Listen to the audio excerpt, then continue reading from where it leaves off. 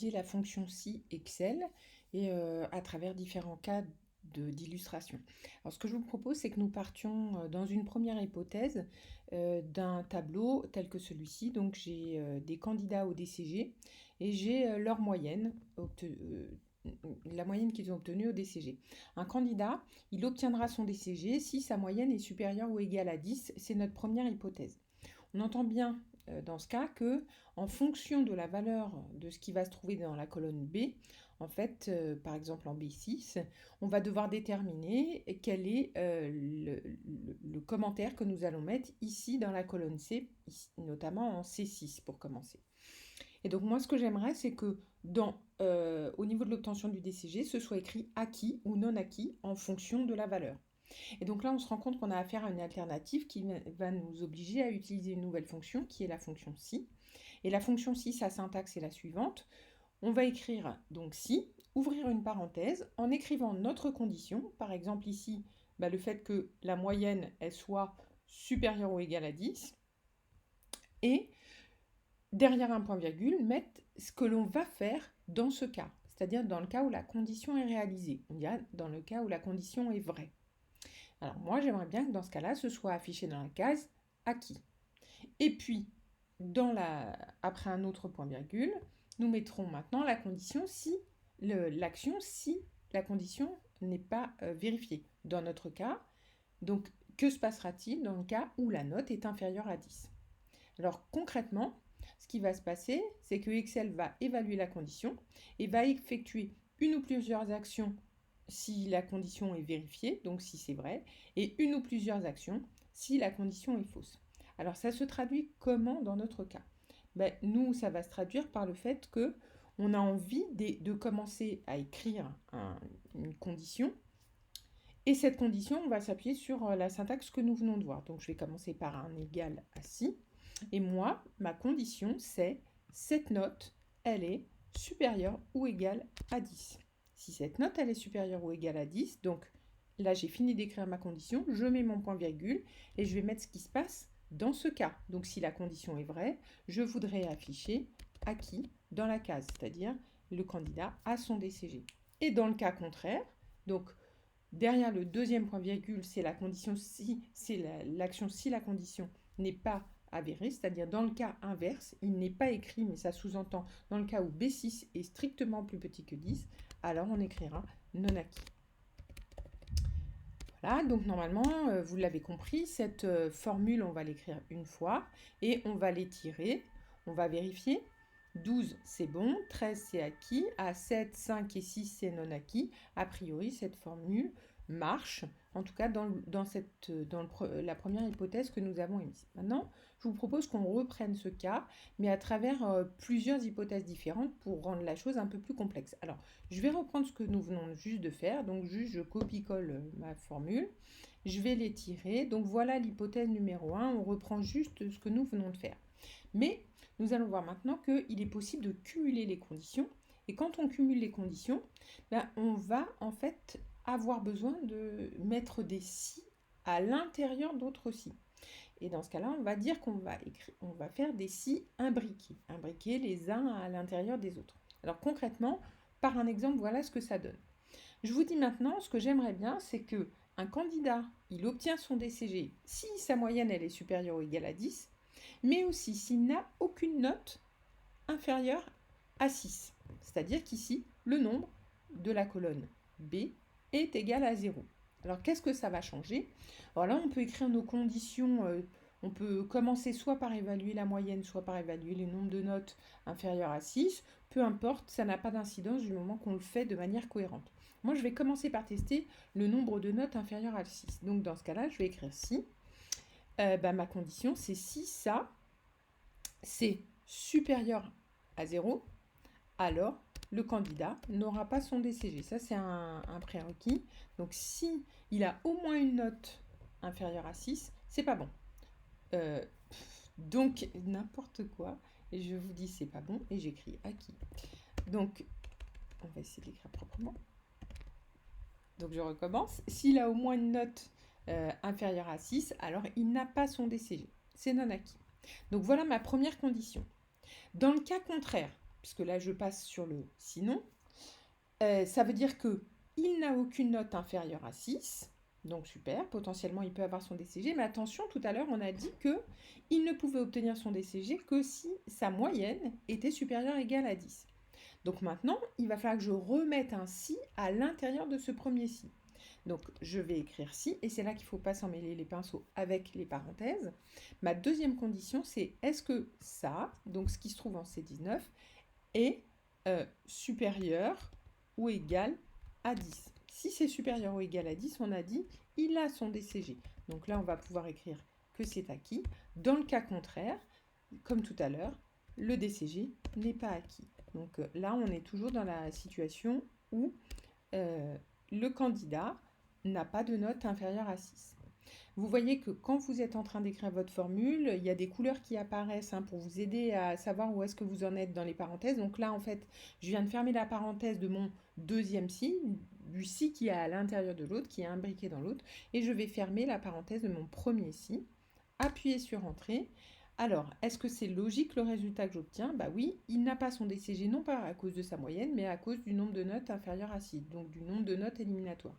Étirons cette formule. Donc voilà ce que nous obtenons. Donc le candidat, lui, il a 13, ça va. 7, donc ça n'est pas acquis. 5, ça n'est pas acquis. 15, c'est acquis, oui, parce qu'il n'y a aucune note éliminatoire. Et puis ici, 6 et 2, là, il cumule carrément les deux éléments qui ne permettent pas d'obtenir son DCG, donc c'est non acquis. Donc voilà comment on peut cumuler donc, les conditions.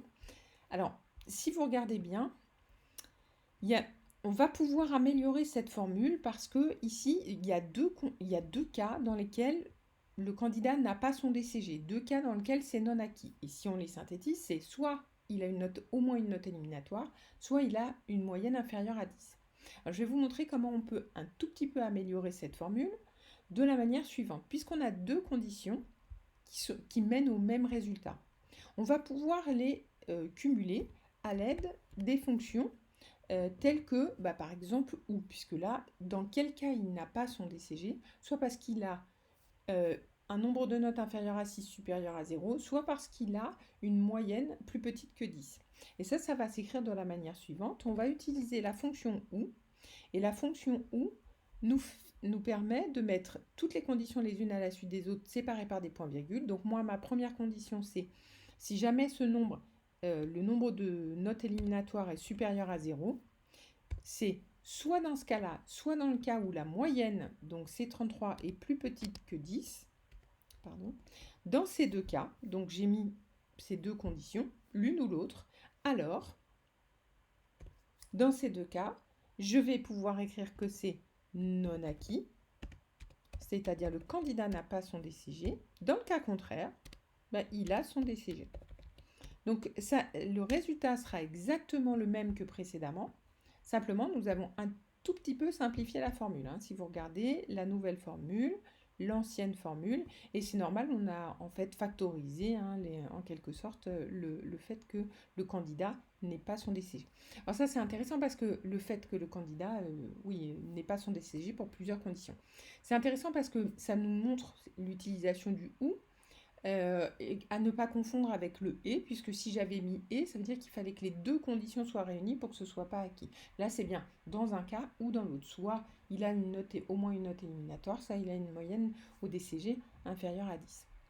Alors, ce que je vous propose, c'est qu'on voit un dernier cas de figure, parce que les si, on va pouvoir les imbriquer presque à l'infini. Alors, dans l'hypothèse 3, que nous allons voir, le candidat, il obtient son DCG, donc toujours dans les mêmes conditions, mais moi j'aimerais bien qu'en plus, alors je vais reprendre donc cette formule que nous venons d'écrire, hop, exactement la même, je ne change rien. La seule chose que je voudrais ajouter maintenant, c'est que j'aimerais bien que dans la colonne commentaire, on ajoute un commentaire en fonction de la moyenne du candidat et en fonction de s'il obtient son DCG ou pas. Alors pour commencer, j'aimerais bien qu'il y ait le commentaire éliminé dans la colonne commentaire si son DCG n'est pas acquis. Donc là, j'aimerais voir apparaître éliminé pour ce cas-là. Pour le cas du dessous, j'aimerais bien que le candidat S'il a son DCG et qu'il a une moyenne qui est comprise entre 10 et 12, on lui affiche correct. Enfin, supérieur à 12 et plus petite que 15, on affiche très bon résultat. Et au-delà de 15, qu'on affiche excellent résultat. Alors concrètement, ça veut dire que je vais avoir plusieurs cas de figure, plusieurs alternatives, et il va donc falloir que j'imbrique les si. Alors quand c'est comme ça, on va se mettre à écrire tout doucement nos conditions. La première condition, c'est déjà, est-ce qu'il est éliminé ou pas? Pour ça, on va aller regarder si dans la case obtention du DCG, si c'est écrit non acquis, alors là, c'est pas la peine d'aller plus loin, on sait que le candidat n'obtiendra pas son DCG. Donc nous, on a dit qu'on voulait voir apparaître, donc éliminé dans cette case. Alors, si jamais le candidat n'est pas éliminé, alors on a d'autres cas de figure. Soit, en gros, entre 10 et 12, entre 12 et 15 et supérieur à 15. Quand vous avez plusieurs conditions qui s'imbriquent les unes dans les autres, alors réfléchissez.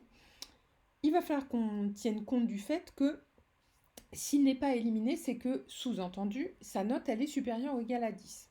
Ça veut donc dire que le cas suivant que nous aurons à tester, c'est est-ce que la note est plus petite que 12, par exemple. Et dans ce cas-là, on va afficher un premier résultat qui sera correct. Donc ici, si j'écris si la moyenne, ici, est plus petite que 12, puisque c'est plus petit ou égal, pardon, hein, parce que j'ai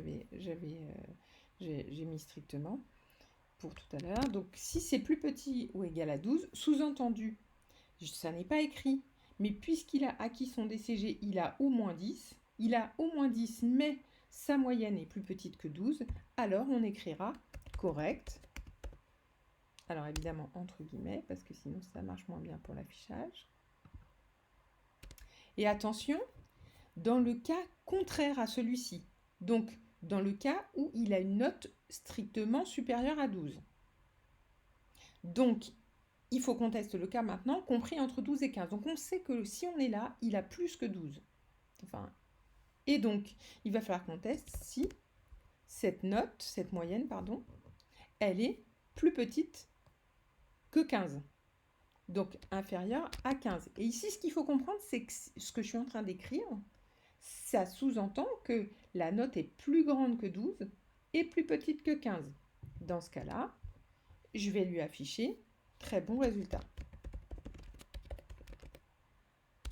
Et donc, maintenant, je vais avoir l'alternative à ça. Donc, le si la moyenne est supérieure ou égale à 15, c'est-à-dire mon dernier cas, dans ce cas-là, j'afficherai excellent résultat. Ce qui veut dire qu'il est inutile d'écrire si la moyenne est comprise entre temps et temps ou entre temps et temps. Il suffit simplement d'éliminer les cas les uns après les autres.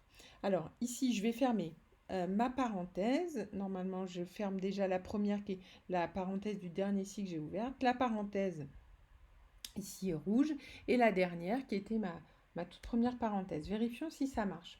Lui, il est éliminé, c'est normal, c'est pas acquis. On va étirer notre formule. Alors, très bon résultat. Il a très bon résultat parce qu'il a acquis une moyenne à 13. Ça marche. Éliminé, éliminé. Comme lui, il a une moyenne supérieure ou égale à 15, il a excellent résultat. Et pour le dernier cas de figure, il a un résultat correct puisque sa note est comprise entre 10 et 12. Donc voilà comment est-ce qu'on va pouvoir cumuler les cas de figure. Alors la difficulté, c'est de comprendre que on va fonctionner par palier. C'est-à-dire que j'aurais pu aussi commencer par écrire ma formule à l'inverse, en commençant par tester s'il est éliminé ou non, mais commençant par le bout finalement de mon échelle de valeur, en disant par exemple, si la moyenne est supérieure à 15, alors je mets excellent résultat. Sinon, si la moyenne est supérieure à 12, donc sous-entendu comprise entre 12 et 15, alors très bon résultat. Et dans le cas contraire, correct. On peut obtenir la bonne solution, enfin le bon résultat, en écrivant nos formules de manière différente. Donc là, ça va dépendre aussi du niveau de difficulté qu'il y aura dans l'énoncé. Donc il s'agit par contre de bien lire l'énoncé pour n'oublier aucun cas de figure et de les traiter les uns après les autres. Voilà pour ce qu'il en est du si.